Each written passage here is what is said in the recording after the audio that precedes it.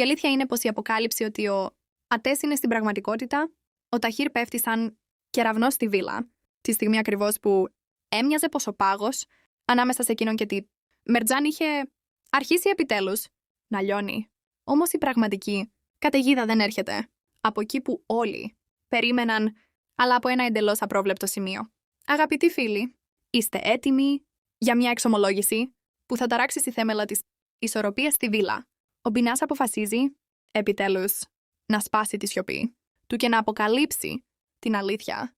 Πιστεύετε όμως ότι κάνει το σωστό βγάζοντας αυτό το μυστικό στο φως? Όσοι θεωρούν πως η Μουζεγέν πρέπει να πληρώσει για όσα έκανε, γράψτε δικαιοσύνη στα σχόλια. Όσοι πάλι πιστεύετε ότι ο Ατές δεν θα μπορέσει να αντέξει αυτόν τον πόνο, μοιραστείτε τη γνώμη σας. Στα προηγούμενα επεισόδια είδαμε τα βαθιά τραύματα του Ατές, τις σκιές από τα παιδικά του χρόνια και τη σκληρότητα του Χάινταρ. Όμως υπάρχει και μια άλλη πλευρά της ιστορίας, πολύ πιο σκοτεινή.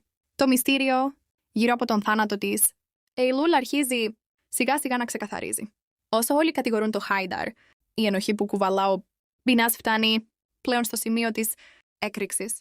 Γιατί εκείνο το μοιραίο βράδυ, το σχέδιο που οδήγησε την Εϊλούλ στον θάνατο, δεν ανήκε ούτε στον Χάινταρ ούτε σε κάποιον άλλον, αλλά στο άτομο που ήταν πιο κοντά στον Ατές στη Μουζεγέν.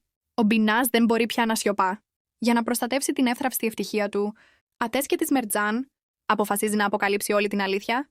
Όταν η Μουζεγέν βρεθεί με την πλάτη στον τοίχο και η μάσκα της αρχίσει να πέφτει, η ένταση θα φτάσει στο αποκορύφωμα. Και τη στιγμή που ο Μπινάς κοιτάζει τον Ατές στα μάτια και λέει «Το αίμα της Εϊλούλ βρίσκεται στους τοίχους αυτού του σπιτιού και ο δολοφόνος τη στέκεται ακριβώς μπροστά σου».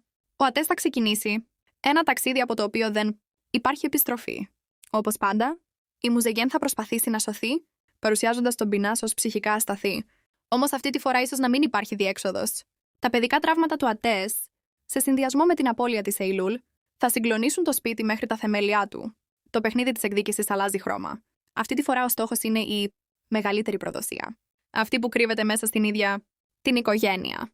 Πιστεύετε ότι ο Ατές θα μπορέσει πραγματικά να πιστέψει πως η Μουζεγέν έφτασε τόσο μακριά ή θα κατηγορήσει τον Μπινάς ότι λέει ψέματα και πώς θα αλλάξει η πορεία της σειράς μετά από αυτή τη συγκλονιστική σύγκρουση?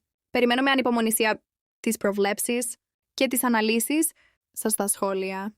Μην ξεχάσετε να κάνετε like στο βίντεο και να εγγραφείτε στο κανάλι για να παρακολουθούμε μαζί όλες τις εξελίξεις.